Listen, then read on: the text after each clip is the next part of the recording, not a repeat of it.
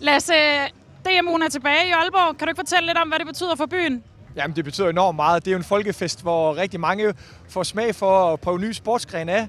Altså selv har jeg jo prøvet paddleboard for første gang, og andre ting, som jeg skal ud og prøve at dyrke. Så jeg elsker jo sport, og Aalborg elsker sport, og sporten elsker Aalborg, så det er en fantastisk folkefest.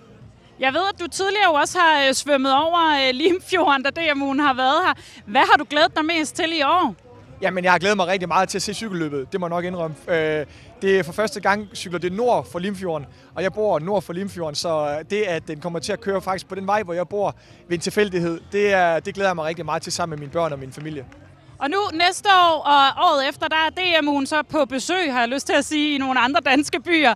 Hvad skal det tilbage til Aalborg? Ja, det håber vi. Altså, vi elsker det her arrangement. Og vi har brugt enormt mange ressourcer på det, ikke mindst på grund af de frivillige. Altså, der er 1000 frivillige, der gør det her muligt, så kæmpe stor tak til dem. Uden dem, så vil der ikke være fest, ingen sport, ingenting. Og tak til alle de medarrangører, vi har haft, som jo bare er med til at gøre det her til et helt fantastisk arrangement. Rigtig meget god fornøjelse.